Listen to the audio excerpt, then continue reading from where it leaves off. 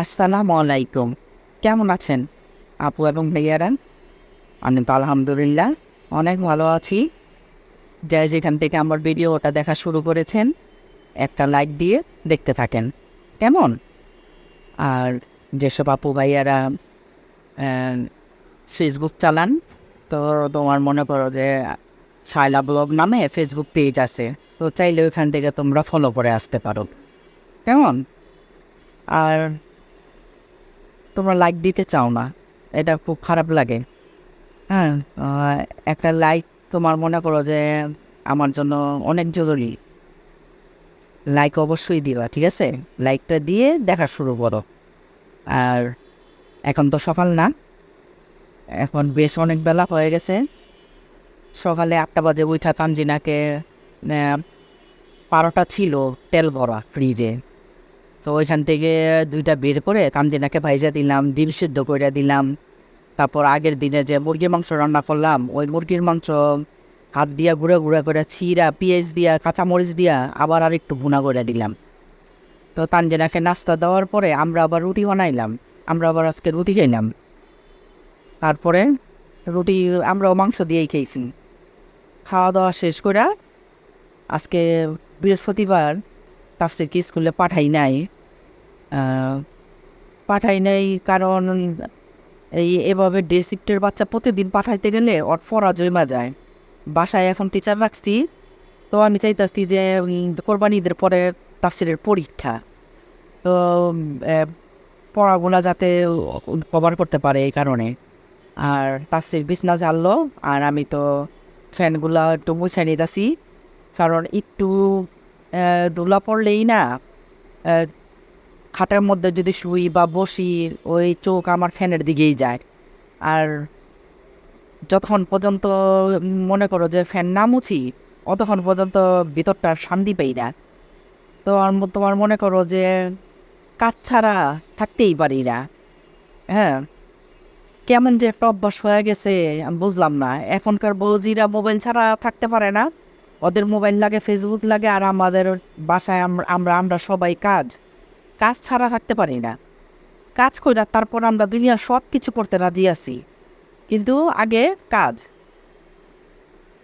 তো তোমার মনে করো যে দেখলা না কি ময়লা হয়ে গেছে আসলে। আহ, অল্প ময়লা, কিন্তু মেন রোডের উপরে বাসা তো একদম কালির, যানবাহনের ধুলাগুলা আসে, একদম কালি হয়ে যায় গা। তো ওই কারণে তোমার মনে করো যে 15 দিন পর পর মুছতে হয়, 15 দিন পর পর বিছানা চাদর উঠাই। তো তখন তোমার মনে করো যে ফ্যানগুলাও, তারপরে জানালা, এগুলা মুছা ফেলাই। আহ, আজকে আমি জানালা মুছি নাই, কারণ কালকে শুক্রবার, কালকে তানজিনা আসলে তানজিনা মুছবে, আমি শুধু ফ্যানগুলাই মুছলাম। তো এত প্যারা একা একা আবার নিতে পারি না। হ্যাঁ, তানজিনা যেহেতু করে, তো ওর জন্য কিছু কাজ আবার রাইখা দেই। আর তোমার মনে করো যে অনেক কষ্ট করে ভিডিও বানাই। আসলে সৎ মানুষের অনেক কষ্ট। আর আহ, আমি নিজের কথাই বলবো, কারণ আমি একজন সৎ, একজন অনেস্ট মানুষ। হ্যাঁ, তো আহ, সততার সাথে, নিষ্ঠার সাথে আমি এই সংসার নামের যে এবাদত, সেই এবাদতটা আমি করতেছি। আর এই এবাদতের মধ্যেই আম, যে সংসারের কাজগুলা, রান্না বাড়াগুলা, যেগুলো আমি এত সুন্দর আহ, কইরা তোমাদেরকে দেখাই। হুম, তো ওই অনুযায়ী তোমার মনে করো যে ওরকম ভিউ পাই না। তো এটা আসলে খারাপ লাগে যে আসলে এরকমই ভালো মানুষ, সময় লাগে ভালো মানুষের উঠতে।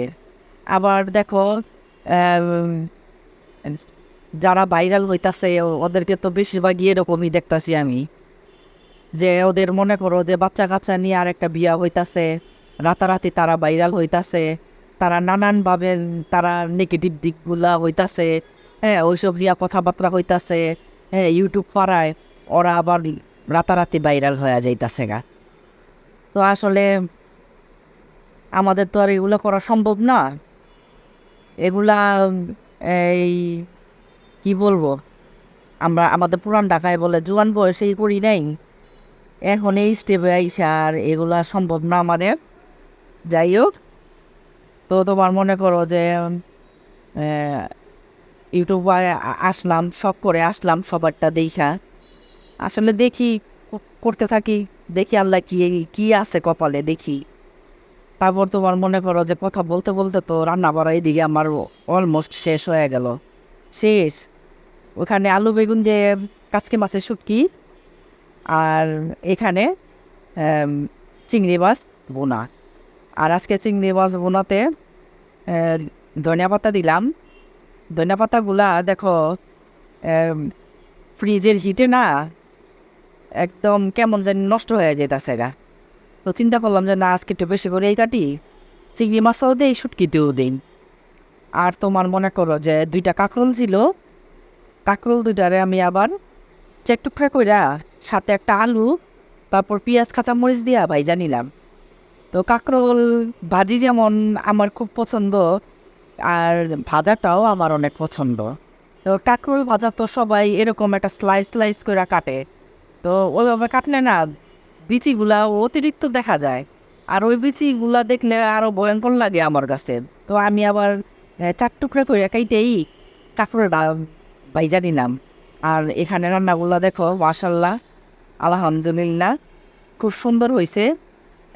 ইচা মাছের বোনাটাও সুন্দর হয়েছে, কাচকি মাছের শুটকি।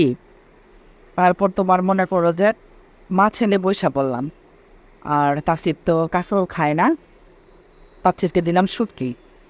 তাফসির আর আমি দুইজনে মিলা বিসমিল্লা বইলা শুরু করলাম খাওয়া দাওয়া।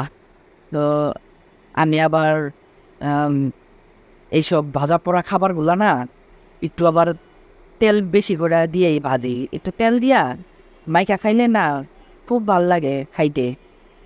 আর তোমার মনে করো যে ভাজা পোড়া, তারপরে ভাজি, তারপর শুটকি রান্না, মাংস রান্না, তো এইসব রান্নাগুলো না তেল কিন্তু বেশি লাগে।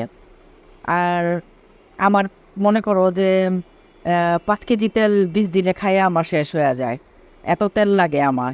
কারণ আমি কোথাও যাই না, দেখা যায় 365 দিনই আমি বাসায় থাকি। এই যে রান্না বাড়া, তারপর বিকালে টিফিন, ভাজা পোড়া, তেল আছেই। সকালে তানজিনা তাফসিরের টিফিন, লাঞ্চ বক্স, এগুলা তেল ছাড়া চলে না, তেলের কোনো বিকল্প নাই এক কথায়। তো তোমার মনে করো যে তাফসিরের খাওয়া শেষ, শুটকি দিয়া এখন আবার আহ, চিংড়ি মাছ বোনা দিলাম। তো ওরা তো এভাবেই পছন্দ করে। মাঝে মাঝে আমার আমার পছন্দের যেমন তরকারি দিয়ে রান্না করি, তো আবার আবার যে চিংড়ি মাছ যা থাকে ফ্রিজে, তখন আবার বের করলে আবার ওদের পছন্দের রান্দি।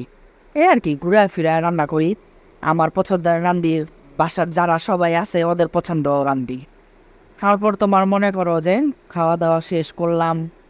এখন অনেক রাত, প্রায় 10টা হবে। আজকে একটু ঠান্ডা ঠান্ডা আছে।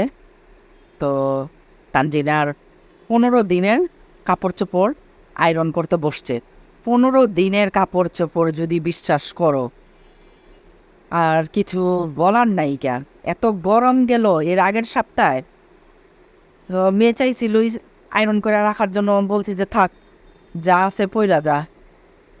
তো চললো এই কয়দিন, কিন্তু এই 15 দিনের এত কাপড় চোপড় জমা হয়ে গেছে। আজকে যদি না আয়রন করে তো রবিবার থেকে অনেক মুশকিল হয়ে যাবে। এত কাপড় কোথায় পাওয়া যায়, তাই না? তো আজকে ঠান্ডা ঠান্ডা আছে, চিন্তা করলো যে আজকে কইরা ফালাই। ও তোমার মনে করো যে আসলে এইসব কাজে অনেক ধৈর্য দরকার, ধৈর্য লাগে, ধৈর্য ছাড়া করা যায় না। ওর আবার ছোটোর থেকে ধৈর্য জিনিসটা আছে কাজের। আর গুছানো জিনিসটা আমি মাথার ভিতরে ঢুকাই দিছি ছোটোবেলার থেকেই। এই কারণে মানে সব কিছু টাইম টাইমভাবে চলে, গুছায় গাছায় চলতে পছন্দ করে। আর তোমার মনে করো যে এখন এই যে আয়রন করে রাখলো, রবিবার থেকে আবার 5 দিন আবার আরামসে পড়লো, এই আর কি। তো তোমার মনে করো যে ধৈর্য ছাড়া কোনো কাজ করা আসলে সম্ভব না। তো আজকে আমি এখানে বিদায় নিয়ে নেই। আল্লাহ হাফেজ। ভালো থাকো, সুস্থ থাকো, কেমন?